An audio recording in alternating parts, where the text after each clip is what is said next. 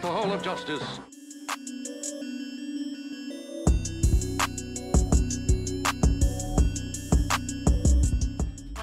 Drip too hard, don't stand too close. Hello, Sergeant Be Safe, Captain Chaos. I'm your new district attorney, just in case. Hello, just in case. Nice to meet you. Yes, it's a pleasure. I'm glad we're all on the same team. Yes, locking up bad guys. Let's go inside the courthouse and see the judge.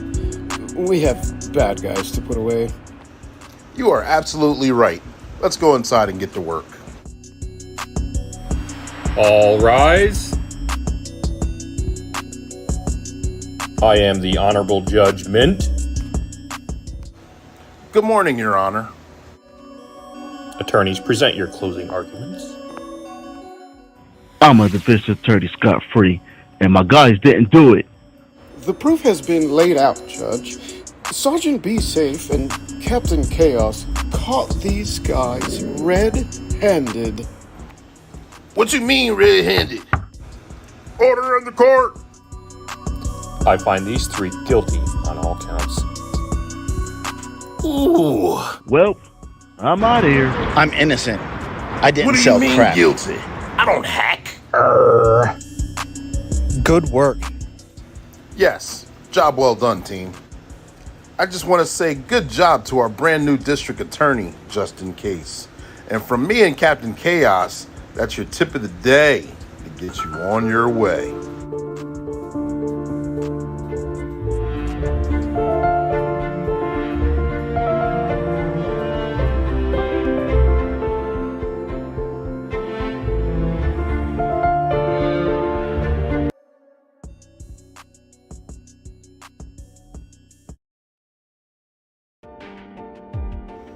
Welcome to Black and Blue, the podcast that's just for you.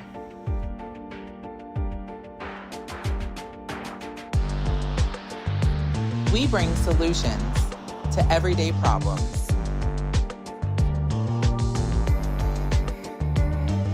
We are here to humanize the badge.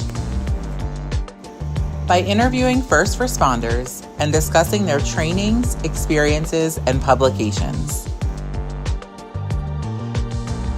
Black and Blue airs weekly at 7 p.m. Eastern Standard Time.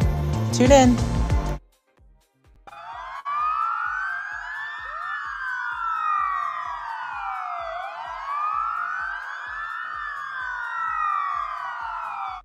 Welcome to Black and Blue, the podcast that brings you the untold stories behind the badge. Every week at 7 p.m. Eastern Standard Time, we dive deep into the lives of our unsung heroes, the first responders and law enforcement officers who put their lives on the line to protect us all. So join us as we humanize the badge. We shed light on the incredible individuals who wear it proudly, from rookies just starting out on their journey to seasoned vets with years of experience, even retirees who continue to make a difference in their communities. Come with us and discover the trainings that mold us.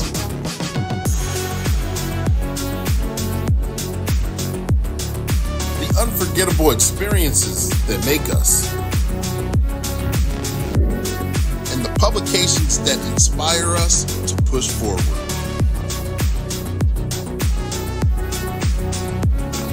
So buckle up and get ready to embark on a thrilling journey through the lives of those who protect and serve.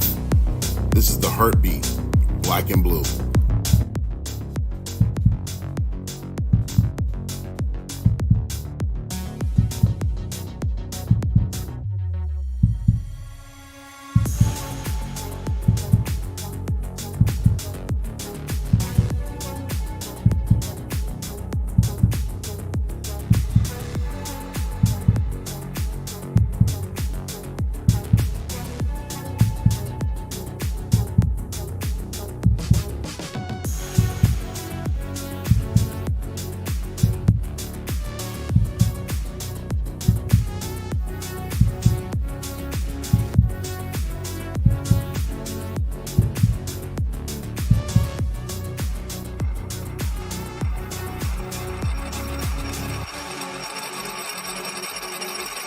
Black and Blue.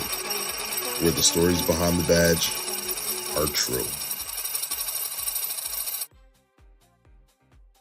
Good evening, ladies and gentlemen, boys and girls. Thank you guys for tuning in to another episode of Black and Blue. I'm your host. I'm Coach Clee. I'm Clee Tillman. I'm Clark Tent. I have so many different names and monikers. You know, they say CLEE stands for Continuing Law Enforcement Edutainment with this platform. This is your host, Coach Clee, coming at you. It's your motivational speaker, your empowerment coach, your author, and your favorite baker's favorite baker. And I appreciate all of you tuning in today. We got a great show lined up for you tonight, and we're going to have a lot of fun doing having this interview and learning a little bit more on the topics that are going to be covered during this interview. The person who's behind here, some of you may know him, others of you are not. We'll have a wonderful intro about him, but we got to get some things out there first. We got to get some things. We're streaming on 5 different platforms right now. We're on 2 on YouTube, we're on 2 on Facebook, and we're on 1 on LinkedIn under the various names that I just said. So if you haven't already done so, make sure you tag, like, share, and subscribe. We want to get that algorithm going because we want to get that information out there. All right, this is Black and Blue. This is the podcast that airs at 7 p.m. Eastern Standard Time weekly, except for this week. We're actually got a double header. We're going live today and we're going live tomorrow, and that's the scheduling part on my part, but that's for the week that we missed when I was in Texas. So therefore, we're going to have a lot of fun bringing this information to the forefront. All right, make sure you guys hit that like button. Like I said, this platform is also sponsored by One Way Publishing. One Way Publishing. You don't see it now. Let me get that banner going. Wrong banner. Let me get this banner right there. Workwithclee.com. It's a sponsor for the platform. One Way Publishing, their motto is they can take a mere thought and turn it into a book that's bought. I wrote 5 books. A few of them are behind me. They also have clients that made their dreams come true as well. The latest books that came out in this past December, one of them is Kay Child's her poetry book right there. She finally made her dream come true with making her poetry book hit the shelves. And the other one is To Be So Tall, a mother and daughter duo got to publish their first children's book, and that's hitting the ground running. And that's the schools are tearing that up right now. Not only that, Starting to Be Safe is from One Way Publishing. So if you're interested in doing a voiceover, workwithclee.com is the platform that you guys want to use. All right. If you're interested in actually being on the show, the same website will get you, you can interact and we can schedule you a time to get you on the show. This is the show where we go live with first responders and or law enforcement officials, whether they're rookies, seasoned, or retirees. And when we go live, we talk about their training, their experiences, and their publications. And like I said, this show's not going to fall short of it. We got Michael Sugrue. He's backstage. I'm going to introduce him momentarily. Got a video clip from a YouTube documentary that he was, not only him, but many other first responders were featured in. So going to show that, do his intro, and we're going to bring him to the stage. He's also the author of, if you haven't already done so, you got to get the book. It's available on Amazon, but Relentless Courage. He's the co-author, also authored by Dr. Shauna Springer, PhD, and it's a great book. Trust me, I got done listening to the audiobook on Audible. You will not regret it. We're going to dive in more about that and more about him momentarily. So get those likes up and let's check out this a montage of the collection of clips from this documentary that's on YouTube called Residual. All right, stand by.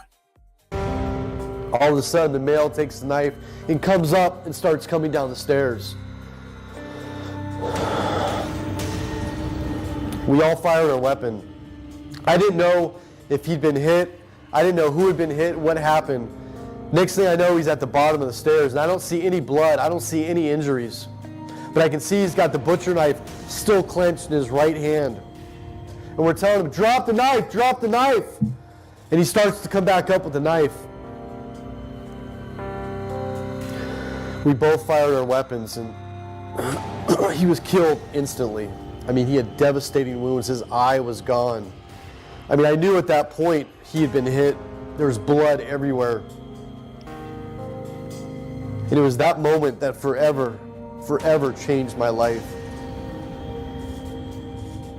I remember just constant nightmares.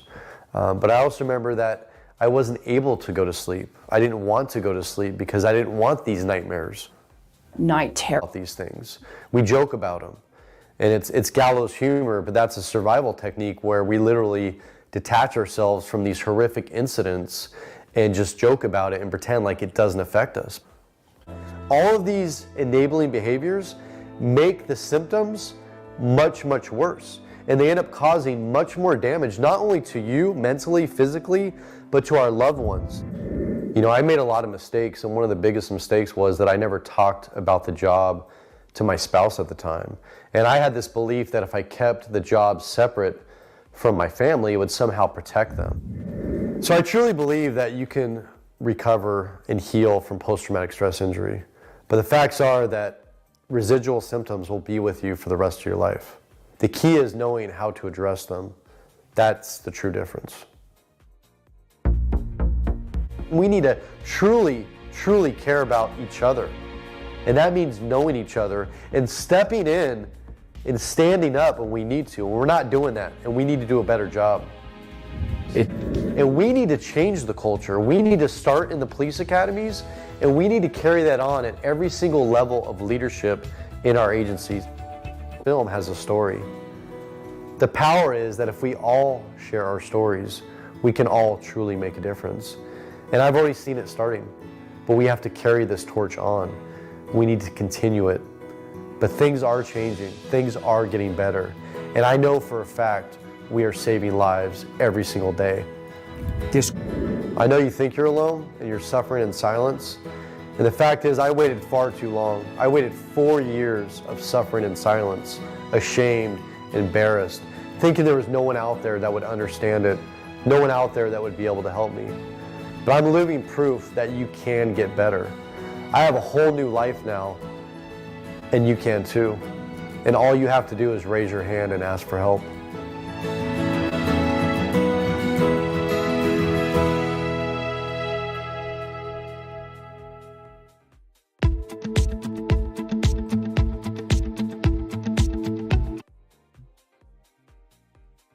Powerful, ladies and gentlemen. And just from that, you can tell that this interview is going to be dynamic. It's going to be another barn burner. What I did forget to mention is the 5 platforms we're streaming on. I can't see who's on here. So if you're looking for a shout out, put your name and where you're from in the comments section. I know the last interview, the LinkedIn posts, not all of them made it through on the platform, but we will acknowledge your comments and your shout outs as we normally do. I see former guest Ernie Stevens is here. Hey, buddy. Looking forward to a great conversation. Absolutely. Thank you for tuning in. And we also have Nathan Ramos. Mike is a great guest. His book has been a big help to a lot of people. I believe it. And yes, I mean, just from listening to it myself, I was talking to him backstage, and just from seeing the amount of influence it's had, the amount of people he spoke to, I know it's had a tremendous effect here in the law enforcement community and first responder. But without further ado, I'm going to bring him to the stage here. Ladies and gentlemen, boys and girls, if you don't already know, he's been in the Air Force. He was in Air Force Security Forces, a Phoenix Raven, which is one of the elite of the elites. With that, he's done security and done patrols. He's a retired patrol sergeant where he's trained with driving evac with his driver training. He's done FTO, field training officers, for those of you that don't know. Been a detective, been undercover, been on the Narcotic task force. Ladies and gentlemen, currently he has co-authored his book that we had just featured right here, Relentless Courage, co-authored along with Dr. Shauna Springer, PhD, which he talks about his experiences, his family's issues, suicide ideations, or those that had suicide ideations, peer assistance, alcoholism, and so much more. And we're going to dive into that right now. Ladies and gentlemen, boys and girls, without further ado, I'm going to bring him to the stage. Mike, are you there? I'm here. Perfect. Let me get this banner going. I'm sorry, Michael Sugrue, ladies and gentlemen, boys and girls, I appreciate you coming on the show. I appreciate you making yourself available. I can't wait to dive into this interview. But before we do that, can you tell us a little bit about yourself, please? Absolutely. So born and raised in the San Francisco Bay Area, graduated college in '98, went straight into the Air Force as a security forces officer. Did 6.5 years active duty, served all over the world from Europe, South America, Middle East. Got out as a captain in 2004, went straight into civilian law enforcement. It was my lifelong dream. Ever since I met my stepfather, he's the reason why I became a police officer. And my career was literally off the charts. I mean, everything was going perfect until that one night, that one fateful night when I was involved in a very traumatic incident. And that incident forever changed me. It changed my path. But thank God I'm here today, and I'm on a mission to smash that stigma when it comes to talking about mental health. Gotcha. I know that seems like that's the buzzword, but it's important because that information is getting out there. Mental health is highly important because, like I said before backstage, and I know you're on a crusade as well, so very similar crusade, is you want to see guys not only just make it through the job, but survive the job, have come out of the job better than they entered the job, and still have life when you retire. We always hear guys that don't make it because suicide is law enforcement officers' number one killer, or that once we finally retire, between 3 to 5 years, we're out of here anyway. And that's just not fair after we give a lifelong of service. Absolutely. And it's a fact. It's an undisputed fact that we are much more likely to die by our own hands than the hands of another. And most, we're aware of it, but most of the public is not aware of this. And, Right. We spend our entire careers training for the fight, right? The fight against the criminal or the bad person on the street. But how much time do we spend, protecting ourselves from our own selves, right? And that's what we need to focus on. We need to make our mental health, our physical health, a number one priority. Absolutely. Got a couple comments on the floor from Matt Speakman. I know Michael is a true mentor and has devoted his life to saving others. A must-have book. Absolutely. And thank you for your service from Jamaica. Absolutely. Thank you guys. Tag, like, and share. Thank you guys for tuning in. Before we start getting hot and heavy in the interview, I know you featured your father figure in the book. How has he been an inspiration to you in the earlier years of your life and your career as a law enforcement officer? So my stepfather, Mike Gormley, he's the one that the book is dedicated to. He came into my life very early on, and he literally was my hero. I looked up to him in every single way, and he was in law enforcement. He started out with the Sausalito Police Department here in the San Francisco Bay Area, and at 8 years old, I was actually a police volunteer. And I knew from that moment on that this was my path. This is what I wanted to do. And so in high school, he had switched departments, and I became a police explorer for the Richmond Police Department. And my whole life, I aspired to be like him, to do what he did. And he's a cop's cops. I mean, to this day, he's one of the greatest men, the greatest cops, the greatest fathers I've ever known. And I owe everything to him. And unfortunately, I lost him at the height of all my trauma, literally where my life was spiraling downward. He died suddenly from cancer. And it was horrible, absolutely horrible. But I'm here to remind people of who he was and let his memory live on. And he's still saving lives today. Nice. I like how you dedicated the book to him. Not only a mentor, but a person who has passionately helped change the course of your life and mold you and what's going on, who you are today. It's unfortunate, though, again, that his passing was at such a time when you probably needed the most. I know when it rains, it pours. And listen to some of the trauma and tragedies in the book. I felt for you. And I started off. I think there's a lot of things that hit me the most, but one especially was when you got the phone call when you were with your daughter at Disneyland, and you were trying to just have a moment between you and her and have a great weekend, and your weekend was ruined because you got a phone call from a former superior officer, basically trying to either find your whereabouts or get you to come in early while you were off of work and not working. Yeah, so this is what we talk about as admin betrayal or institutional betrayal, and this is one of the big themes that we talk about in the book, Doc Springer and I. And to put things in perspective, after my fatal officer-involved shooting and then going through a 4-year federal lawsuit, I got to the point where literally I didn't want to be here. I literally wanted to die in the line of duty, and I started purposely putting myself in dangerous situations, hoping I got killed. Wow. And eventually, one of my best friends, and he has his own chapter in the book, John Davison, Vietnam veteran, 35-year reserve officer, he tried to kill himself when I was on duty. But that was my wake-up call, because a month after that, I finally got the strength and courage to ask for help. I'd been suffering in silence for 4 years, literally losing everything. And so I was on my journey of recovery. I was several months into my journey. I've been going to weekly meetings. I was seeing a therapist. I'd gone through the West Coast post-trauma retreat, just doing all these great things, making progress, right? because my goal was to always go back to work. Right. And while I was at the West Coast post-trauma retreat, we had like a 90-day plan, a year plan, a 3-year plan, and so on. And one of my things on my plan was that I needed to spend some quality time with my daughter and make real memories with her, because I had become so obsessed with taking pictures and selfies because I thought I was going to die. I had a constant fear of dying, and this fear that my daughter would not know who her father was, that she would never remember me.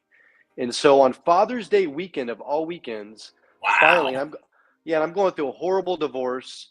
I mean, literally, I'm trying to step up as a single father. And I had never even taken my daughter out of the county, much less down to Los Angeles, right, to go to Disneyland. But this was what she wanted to do. And so I picked her up. I surprised her. Her bags were already packed, had her Mickey Mouse ears, put them on. I said, hey, baby girl, we're going to Disneyland. And you should have seen her light up, man. I mean, I still remember her smile today. And so we're going down there. And I'm almost down there now. This is on a Friday. I get a call, from HR and one of my administrators. And it sounds like they're just checking in on me. It's a voicemail like, hey, want to see how you're doing, see how the retreat was. When you get this, give us a call back. Nothing urgent. And so I just left it at that. I'm like, hey, I'm here to focus on my daughter. It's the weekend. This is what it's about. Well, the next morning, we're getting ready to go to Disneyland. And we're having Mickey Mouse pancakes across the street from the hotel. And now I get another call. And it's my administrator. And this time his voice and tone is totally different. And so I apologize to my baby girl. I say, look, we got to go back to the hotel. I got to call my boss. I got to see what's going on. And as soon as I call him, he doesn't ask where I'm at, what I'm doing, but he knows because I put it all over social media. And he's asking me like how things are going. And I'm sharing everything, man. I'm like pumped up. I'm like, hey, sir, I'm making progress. I'm doing all these great things, and he's like, well, when are you going to come back to work? And I was like, man, I don't know. I don't have like an exact date, but I can tell you that's my goal. That's what I'm going to do. And a little bit further in the conversation, it turns and he starts asking about, have I ever thought about retiring? Have I ever thought about putting up the badge and calling it quits? And I was like, sir, that's not something I've ever thought about. Like, this is all I know. This is what my calling is. My life is about, no, I'm not going to retire. Like, I'm going to get better. Yeah. And that phone call started a series of events where literally my agency and specifically this administrator turned their back on me when I needed them most. And that's the thing is like, we don't talk about this. This is like the dirty elephant in the room, right? Nobody wants to acknowledge what's really going on with our agencies. And this, in my opinion, when our agencies, our blue family, our red family, our green family, when they turn their back on us, when we need them most, that's what pushes us over the edge in the suicide. Yeah. Yeah, absolutely. I mean, thank you for sharing that. I know it's not easy to share information that's personal and vital to yourself that involves your former department, that involves your family, and involves a situation, true situation. I kind of jumped the shark a little bit, but I want to take a step back. Do you remember how long you've been? When the situation happened where that kind of that there was the traumatic situation. How long were you in law enforcement at that time? So at that point, I had done 6.5 years in the United States Air Force as a security forces officer, which is law enforcement. Right. And then I had 8 years on my civilian career. So we're talking about 14.5 years total law enforcement. I was a brand new patrol sergeant. It was my second solo shift. Shift started the day after Christmas. And that's where I was involved in a very traumatic shooting where literally we had to take a life, not only to save our lives, but the lives of a couple that were barricaded inside their bedroom. And we talk about this incident in full detail in our book, Relentless Courage. But that incident was my tipping point. And it's not just that incident. What people need to understand is that up to that point, I, like all law enforcement officers and first responders, firefighters, paramedics, dispatchers, I'd been exposed to hundreds and hundreds of traumatic incidents, but I didn't talk about them. I didn't process them. I just kept them in. I locked it in, and they built up and built up. And that shooting was my tipping point. That's where my jar started to overflow. It was just too much. And so with that being your tipping point, how did that affect you? How did it affect you personally? How did that affect your family? How did that affect your mental well-being, mental health, and things along those lines? How did you start knowing there were signs and symptoms of that something was wrong with you? Well, I made some mistakes early on in my career, and I told myself that I would never bring work home. I would never talk about Yeah, work, and I so remember. I didn't have that healthy, established communication at home. And so when this incident happened, I didn't share anything. I didn't divulge anything. I just kept it locked inside instead of talking to my spouse at the time and letting Mhm. her know what was really going on inside of me. Because, literally, I went from all those years of law enforcement in the military having a feeling of just invincibility. And in a split second, that was taken away from me. And I had a constant fear of dying. And then I started having constant nightmares. This face of this man that tried to kill me, I couldn't get it out of my dreams. Literally, Wow. it's like, I couldn't fall asleep. So I started drinking too much, trying to pass out. And then when I went to sleep, I was having nightmares. And it was just this vicious cycle just repeating itself. And I started isolating myself. I wasn't talking to anybody. I didn't want to go to social events. I didn't want to go to family functions. I Mhm. literally just wanted to be in a dark room by myself, just hoping this was some nightmare, something that was going to go away. Well, Mhm. eventually, that led to my marriage just falling apart. I mean, it got to the Mhm. point where then I was getting divorced, right? So, things are happening at work, things are happening at home, starting to have health issues. I mean, literally, just everything is starting to fall. Mhm. And when you're going through situations at home where you want to isolate yourself, you start drinking to alleviate the pain. I hear that a lot in this occupation firsthand. Officers, it's a numbing effect. You deal with so much, you take it in, you don't want to go home and share it. With the people that you do share it with are usually coworkers, and they probably they were there with you, or if not, they've experienced similar things. So therefore, when you are kind of in a quote unquote normal setting, you don't want to be bothered with being angry, annoyed, isolated, or you just want to subdue the thought process or the pain, and then you drink or use alcohol to help you go to sleep. And then when you go to sleep, your subconscious takes over, and other areas of your mind take over, to where you're either having nightmares or you're not sleeping at all. You're not getting good sleep. You're not hitting your REM sleep, and it's starting to affect how you do work. If you're a supervisor, you may still be able to be effective on the job, but how are your social skills with your peers, and how are your social skills with individuals at the unit? Did you see any of those kind of effects at being a sergeant? Absolutely. I mean, I got to the point where I just lost sight of sympathy and empathy. And and I failed as a leader. I mean, I'm just going to say that because when my people, the people I supervise, when they had issues or they had things going on, I remember hearing about it and just thinking to myself, like, man, you guys have no idea what it means to have an issue, and instead of like listening to what was, their feelings, what they were going through, I was thinking about my own trials and tribulations, Uh-huh. and I was comparing the two. And so Mhm. really I lost sight of my job as a supervisor to look out for my people. And I got to the Mhm. point where, people didn't want to come, they didn't want to talk to me. I mean, people said I was unapproachable, I was Mhm. irritable, that my standards were way too high. I was a perfectionist, like I was unreasonable. And it made them feel uncomfortable. And I remember Mhm. I even had supervisors of mine that would come to me and say, hey, Mike, we're hearing from some people that they don't feel comfortable coming to you. They don't feel like talking to you. And, they came down on me, but they never asked me like, what's going on with me? Like what's going on at Yeah. home and how's everything going? And so it's that domino effect, and I think, Yeah. and I look back even now and I look at like that administrator that I talk about, I'm sure Mhm. he had things going on that he didn't talk about, that he didn't Mhm. deal with. And so I've kind of changed my perspective. I've like reframed things Mhm. when I look at people, and I don't just judge them. I start to think like, I wonder what's going on with them, like what's truly Yeah. going on at home, or what issues are they having? Because let's face it, we all have issues. We all have things that we have to deal with. Yeah. And I wish I would have had that mentality now. I mean, it's taken a lot of growth for me, but now it's like I look at things totally different. I'm much more open-minded, and I don't judge. I listen, and that's the difference. I truly listen and take it in. Gotcha. Gotcha. Gonna acknowledge a couple comments here on the floor. Got Elliot Moya, former guest on the show as well. Michael Sugrue is a great guy. an incredible and engaging speaker. Relentless courage is an absolute page turner, and more importantly, helping people. I'm proud to call him a friend. Absolutely.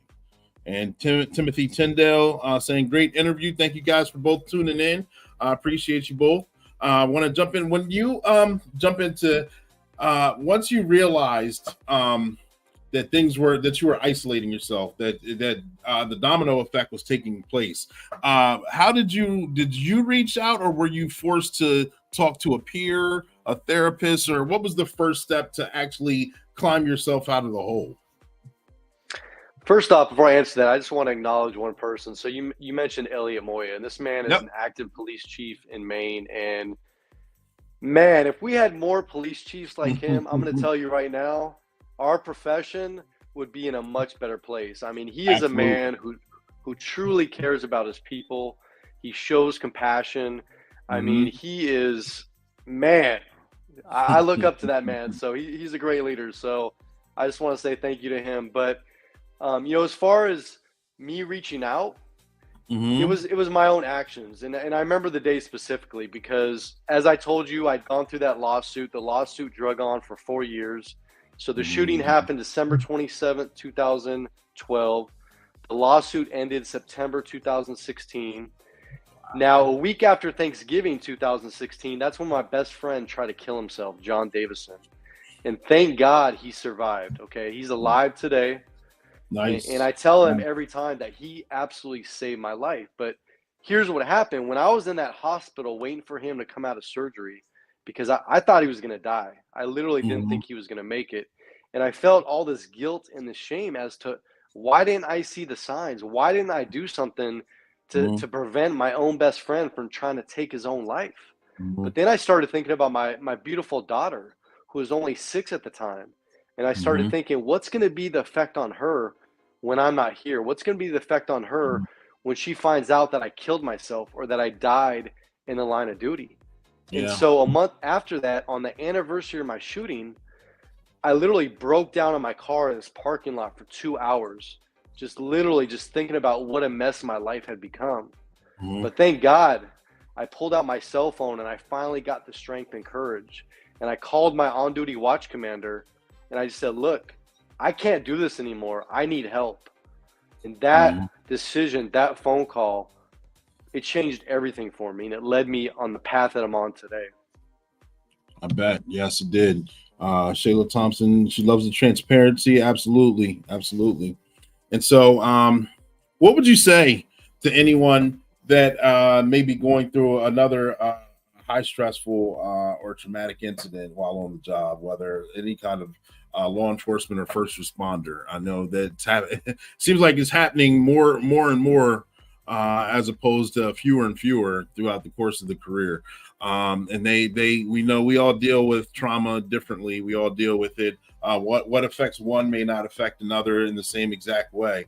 But if someone is dealing with suicidal ideations, or just, I remember hearing you say in your book that, while you're on this traffic stop, if you could just easily back up and then right on the highway, and this car could just easily take you out, and that'd be in the line of duty. And it's unfortunate to even let that thought cross your mind. But not just you, but it crosses others' minds. And like we talk about, it's hard to discuss. And I know dealing with being a law enforcement officer, I've heard stories, seen stories where we're our own worst enemy, where again, suicide is our number one killer, and it's hard to deal with and hard to do. What would you say to that officer that is teetering on the verge of reaching out for help? And like any one of us, we are fixers. We don't need fix, so it's hard for us to reach out and ask for help. I look back, and at the time, I thought I was alone. I thought that nobody would understand what I was going through. I thought that there was something wrong with me. I thought like my feelings were unnatural, like they weren't normal, that it was weakness, that it was shameful. And I had no idea until I finally raised my hand and asked for help, literally how many brothers and sisters out there truly who do get it, who will bend over backwards to help you get through this, to get through the darkness. I didn't believe in therapists or psychologists or clinicians, but let me tell you, they saved my life. And there's a thing called culturally competent clinicians and therapists. Those are the ones like Doc Springer who truly understand us. They truly understand what we've been through, and they can help us. Right. You know, we just need to make sure it's in a private, confidential setting, right? So, you know, the thing is like every agency is different. Not every agency is supportive out there, but I can tell you right now, we have tons of resources listed in the back of our book, but there's like things like text lines, hotlines that are free. They're confidential. They're 24/7. You can literally pick up your phone right now. You can call, you can text, and on the other side of that phone call is going to be another first responder or a culturally competent clinician who's going to understand it, who's going to help you, who's going to provide resources to you. Right. And you can do that without anybody knowing about it. Yeah, you know, but I'm going to tell you right now is that you're not alone. And I'm living proof that you can get through this. And it wasn't easy, because the longer that you wait to get help, in my opinion, the longer it's going to take to get better. But I did get better. You know, there's good days and bad days, but I'm living proof. And I'm going to tell you right now, I'm living a phenomenal life. I have a better life now than I ever did have. And so know you're not alone, and know that there's endless resources out there. And if you don't know where to turn, send me a message, reach out to me. Perfect. Thank you. And I think that's a perfect place. We're going to pause for the calls, ladies and gentlemen, boys and girls. Sergeant Be Safe has a couple things to say. Jamaica saying powerful. Thank you for your comment. Yes, it is powerful, and being transparent. We're going to come right back. We're going to jump into your book, Relentless Courage, and talk about that a little bit more. But ladies and gentlemen, boys and girls, stand by. Sergeant Be Safe is coming to the stage.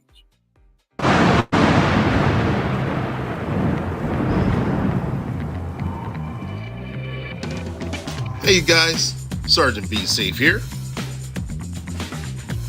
Let's take a quick trip down memory lane. You remember that one time Captain Chaos and I met Super Crime Buster? That was a fun day.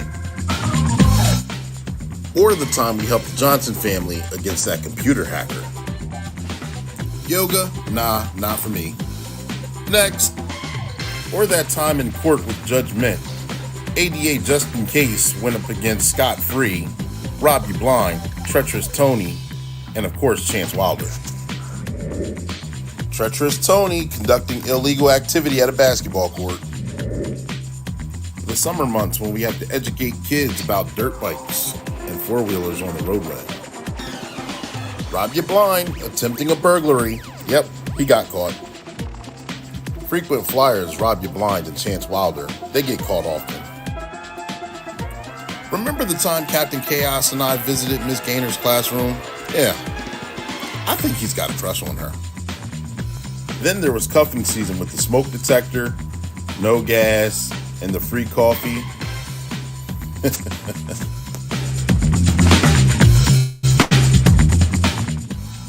Or this poor guy who had to go up against Nasty Nina and her attorney, Wacky Tacky. Or how about the time Rob You Blind and Treacherous Tony got into that traffic accident while drinking and driving? They really thought they were going to run away. These and many more adventures can be seen on our YouTube page and also during the podcast Black and Blue. Don't forget to watch us and subscribe, and that's your tip of the day to get you on your way.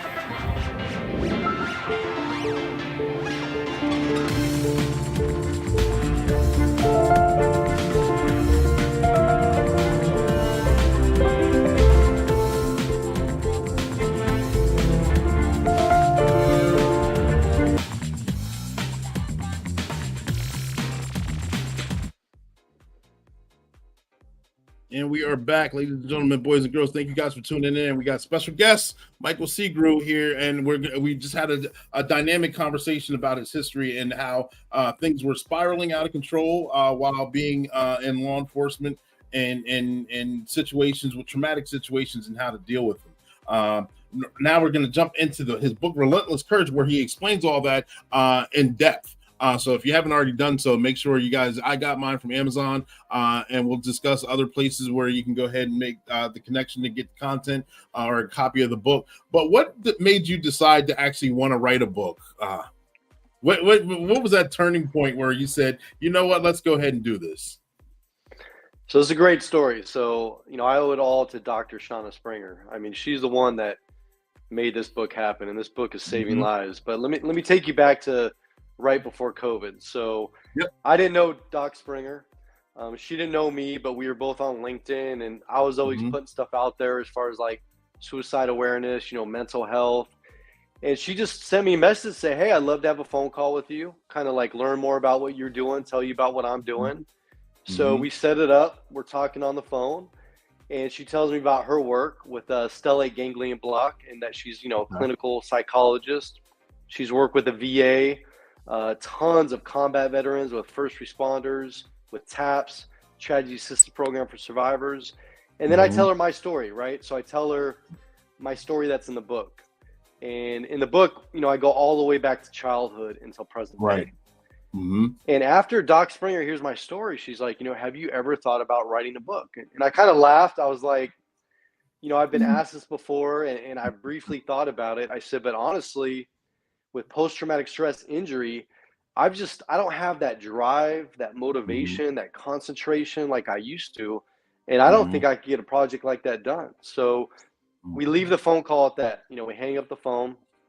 A couple weeks later, she hits me back up, and she's like, look, Michael, she's like, look, I've heard hundreds and hundreds of trauma stories in my work as a clinical psychologist, but your story, it's going to save countless lives.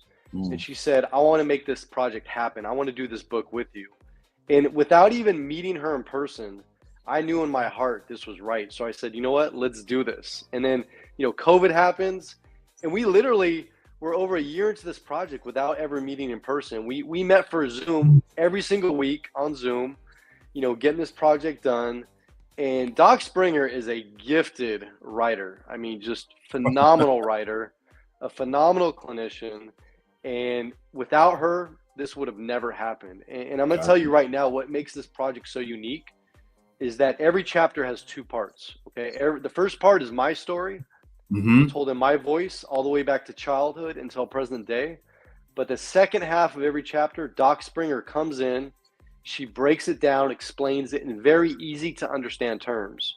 She explains like why I'm having the thoughts that I'm having. She's explaining why things are affecting me the way they are, and the ramifications of that, both on myself, on my health, on my family. But she does it in a way that anybody reading this, I mean, even somebody with no knowledge of a first responder or military member, you're going to finally see the human side behind the badge and behind the uniform.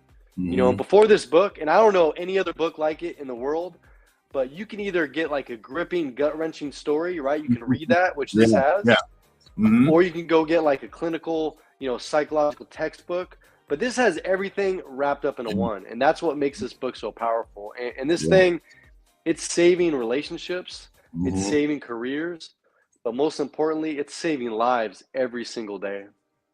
Absolutely. And I'm glad you touched on that because it is the duality of the book itself. You have your story, then you have her thoughts on the audible version of the book, at least hearing the two different sides come together and making it make sense, or having a true understanding is great. And I think it's a great idea. Nathan Ramos even said right here, Shauna Springer, PhD, is brilliant. Spoken with both her and Mike, and they're both changing lives in their story. Yep. And he followed up, but that's why the book is so effective. You get the real world experience, then immediate explanation from the doctor. Is there any, this book is helping saving relationship, lives, and careers. Is there anything that you can share with us on any positive stories that you know of because of the outcome of this book? I literally get messages, every day, sometimes multiple messages in the day. And I'm going to tell you this right now. Anybody can go on Amazon right now, look at the written reviews for this book. And I've never seen it like this for any book out there. People are writing like 4, 5, 6 paragraph reviews, and they're sharing the personal impact that this book had on them, how literally it changed their life, it saved their life. But one really cool thing that I hear over and over again is that, let's say either a spouse or a partner or first responder, they read it first, and then they have their partner read it, or vice versa. But when they do that, it kind of tears down this wall. And for the first time, these couples, these partners have been able to have a discussion, the first discussion in their lives about this subjects, about these topics, because what are the odds that some random guy from California who they've never met, they don't know, is telling their story in this book, right? Because my story, it's not special or unique. My story is the story of countless first responders, military members, and family members and loved ones of them out there in the world. So that's the thing, is that's why this book resonates with so many people. Yeah. Yeah.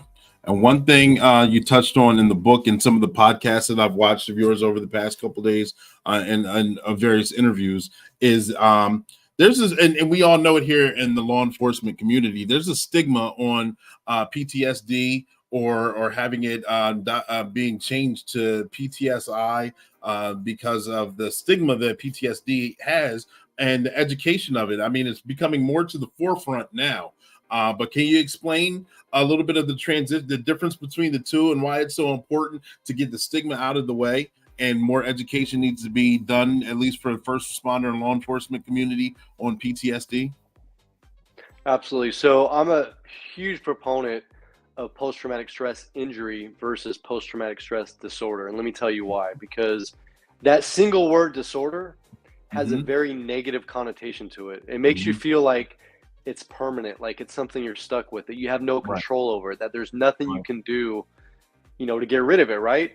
And injury is something that can be treated, it can be healed. There's things that you can do to make it better. And here's the fact. It is a proven fact that exposure to trauma or traumatic events, especially repeated exposure, like many military members and first responders have, it causes a physical and a chemical change to the human brain. It's been proven with medical imaging, scans. It's an undisputed fact. But it's also a fact that there's a number of different things you can do, and we talk about some of these in the book, to help heal the brain, to help heal that injury. So, we as first responders, we have no problem when it comes down to it saying, look, like my knee, my back, my shoulder, when it gets to the point where I can't physically do my job anymore, the pain is just so excruciating.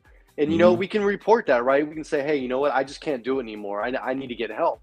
And so they go see the doctor, they get some pain pills, maybe they do some shots, some physical therapy, maybe they need surgery, right? But there's a game plan, things that they're going to try and do to heal that injury. Well, the same thing is true with post-traumatic stress injury.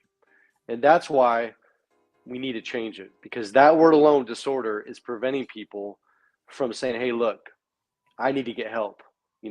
I need to get better.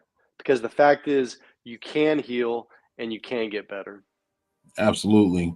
And thank you for sharing that. And you're saying through the course of that explanation, and you said momentarily a few minutes ago that now that your life is better, I'm paraphrasing, 10 times better than what it was when you were in law enforcement or with in the Air Force itself, through the course of going through some sort of therapy or recognizing what's going on. What's the other side look like, or what after you're in the rock bottom, you're in that room that's dark and isolated and you want to be by yourself, you finally are able to come out that room and you see the light for the first time. What is that like for you? When I was working as a police officer, when I was in the military, I was so focused on my career. I was so focused on, the next special assignment or the next promotion, like always thinking ahead. Like I had a game plan that I was going to be chief of police someday. And I truly sacrificed my family. I literally lost sight of what was most important, what the real priorities were. And through my recovery, now I'm here today. I mean, I'm here physically, but I'm here mentally. I'm here emotionally. I'm actually present. I'm actually involved. I'm here. I don't take the little things for granted anymore. I used to take everything for granted. Now I don't take anything for granted. And every day that I wake up, I'm grateful. I'm absolutely grateful. And I make the most of that day. I make the most of the time with my daughter, with my girlfriend. I mean, man, I wish, I would have made different decisions when I started my career, because I made a lot of unhealthy decisions. And I think people can truly learn from my mistakes, because here's the deal. In this book, I lay it out there, the good, the bad, the ugly, and I made a lot of mistakes, Mm-hmm. things I'm not proud of. Mm-hmm. But I want people to learn from those and make those changes today. Make them right now. Don't wait like I did. Don't wait to the point where it almost cost your life, where literally I lost my marriage. I almost lost everything. Thank you for sharing that. Again, I know none of this. I know you're a pro at speaking this now, but I know actually going through it and coming out of it is not easy to even deal with, let alone talk about. But it is very beneficial to talk about it because there's somebody out there that needs to hear this because they're going into one, they're in the middle of one, they're coming out of some sort of traumatic event, whether it's work related at home or whatever it can be. So we're here to help. We're here to hopefully be that light or that beacon to let you know to keep going. Absolutely. Yep, stand by, ladies and gentlemen. Sergeant Be Safe is gonna come to the stage, and we're gonna get on with the third part of this interview. Stand by.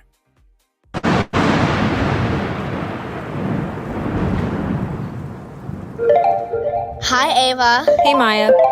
I don't feel like going home. I don't feel like going home either. What are we gonna do? Let's just chill here. Are we allowed to? It's public property, isn't it?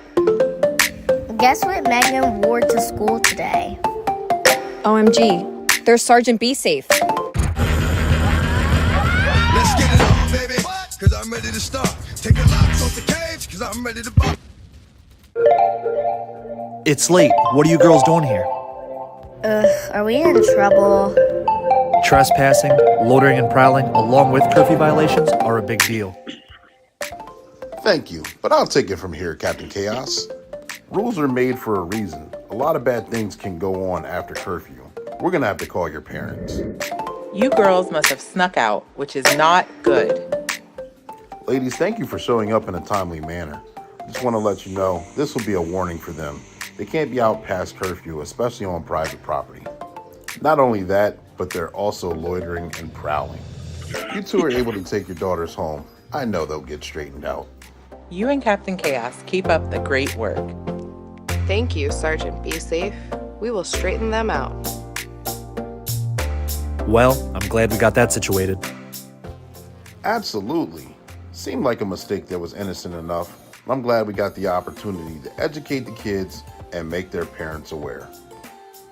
The work of a public servant is never over. One job down and many more to go. And that's your tip of the day to get you on your way.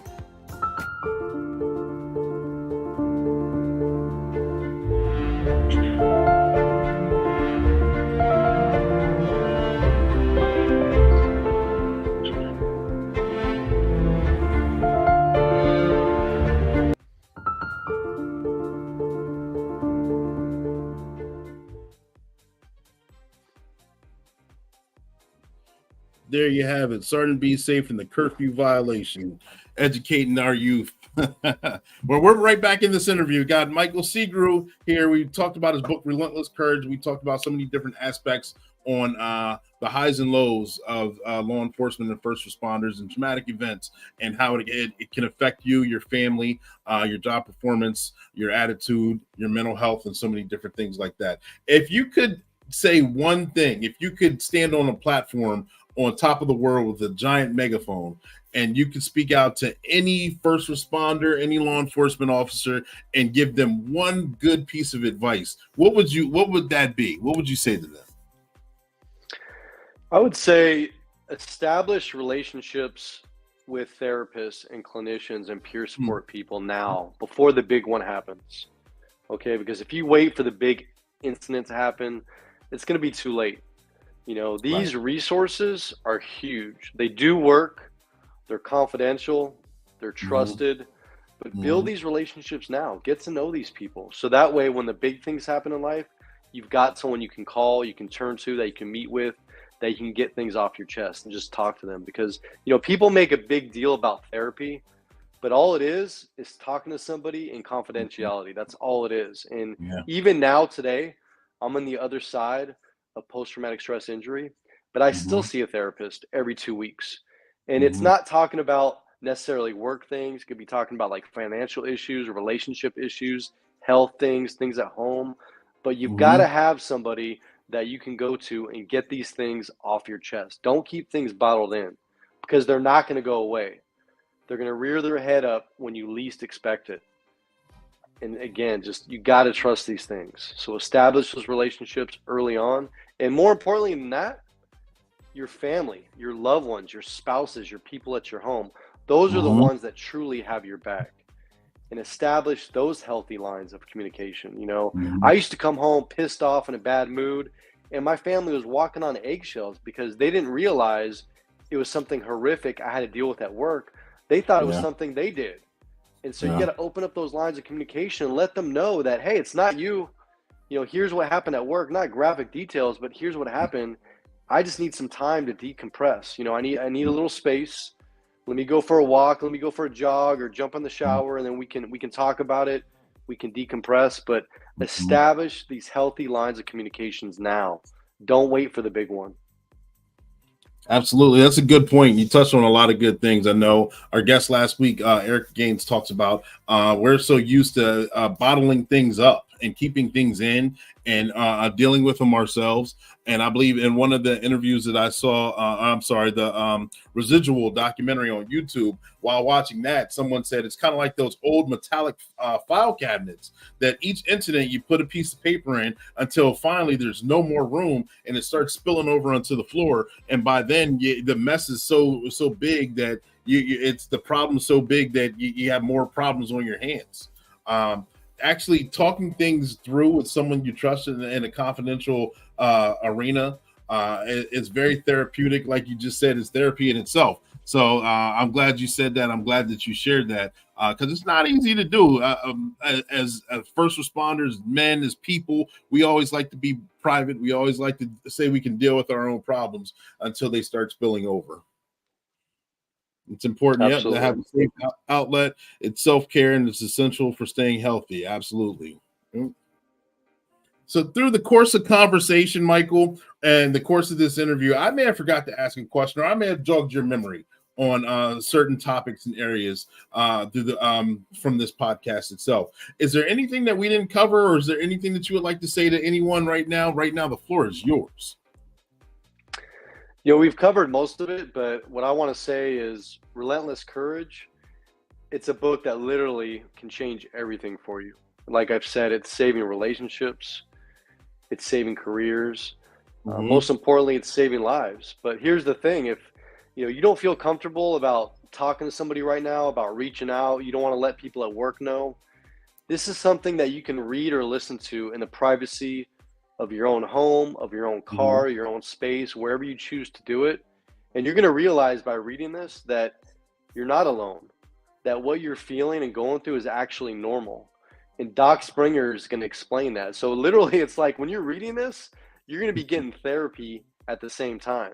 And so, if you're on the fence and you're like, you know what, I know I'm struggling, but I'm too embarrassed, I'm too ashamed to talk to anybody, I don't want anybody to find out about this, that's okay. I understand it. I get it. But know that you can listen to this on Audible and it's in our own voices, straight from the heart. You can read it. But this book, I guarantee you, will change everything for you. And if you do read or listen to it, I want to hear from you. Please reach out to me. I'm on every single platform out there. I check my messages daily, and I promise you, I will reply to your message. I will get back to you. That is my promise to you.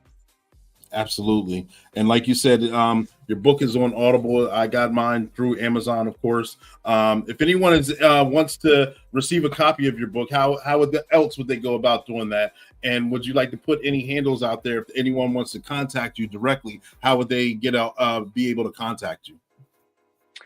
So the book is on Amazon. It's in Kindle, paperback, hardcover, or on Audible.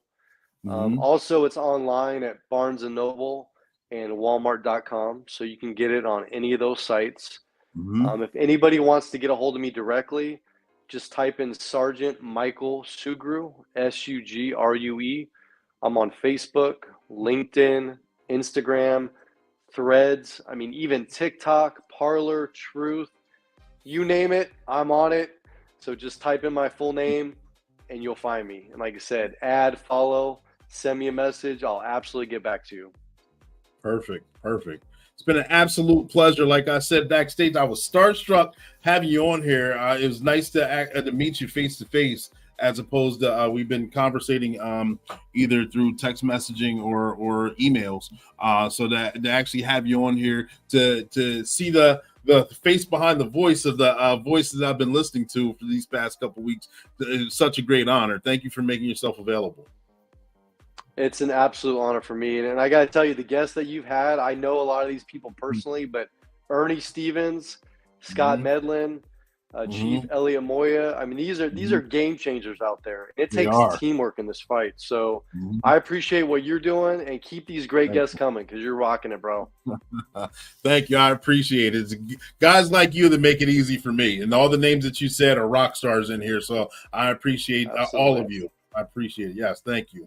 Ladies and gentlemen, boys and girls, this is another great, tremendous episode of Black and Blue. We had a wonderful time going down the highs and lows, being a first responder and in law enforcement. We talked about Relentless Courage, the book that was co-authored by Michael Sugrue and Dr. Shauna Springer. Got the dog, his dog. Hey, go ahead and introduce your dog. Let's put him on the screen here. I forgot. I meant to say something. Yeah, this is Maximus right here. So, named after the Gladiator movie, but this guy's more famous than I am. He's got his own Instagram. But this is my little man right here. He goes with me to concerts, to Giants games. I mean, you name it. So, you know what? These guys, this is therapy too. And pets help tremendously. But he's been sitting right next to me this whole interview, not making any noise or nothing, just sitting there next to me. So. Yeah. I forgot that he was there when you introduced us backstage. He wasn't making any noise. I did want to give him a shout. I'm glad you brought him up. Thank you. Absolutely. But ladies and gentlemen, we air at 7 p.m. Eastern Standard Time weekly. We're going live again tomorrow, so make sure you get your questions ready. We will be in here again. We've got a special guest. I want to tell you who he is, but I'm not going to do that because I want to keep you on the edge of your seat and give you a cliffhanger so you can come back. When we go live again, like I say, we go live with a first responder or someone in the law enforcement community. Sorry about that. We go live with their trainings, experiences, and their publications, whether they're rookie, season, or retiree. And we're going to keep the ball going and having a wonderful time here. I'm Coach Clee. I'm your host, your motivational speaker, your empowerment coach, your author, and your favorite baker's favorite baker. Got one comment here. Yep, it's great live. Absolutely. Thank you for tuning in. Make sure you guys tag, like, and share. Those of you that are watching the replay and have comments in them, we will check the comments. If you have a question, we will go ahead and get to your question as well, even if the live is over. So make sure you guys keep the engagement up. We appreciate it. I'm your host. We had our special guest, Michael Sugrue, and both of us want you to live a tremendously healthy and happy life. 10-4, over and out. Have a good night, guys.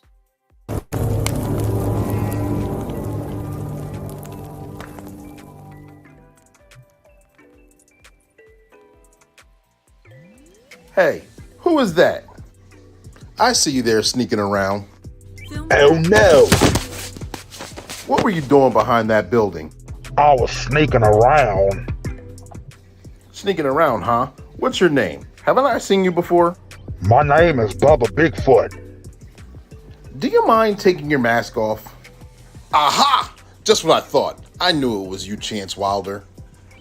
You shouldn't lie and give a fake name to the police. Now I'm gonna have to take you in. I'm caught again. I'm glad it wasn't me this time. It would have been a real bummer. You should always be honest, upfront, and courteous when dealing with the police. Otherwise, it causes all sorts of other problems. Wild Chance is back off to jail. Film pack.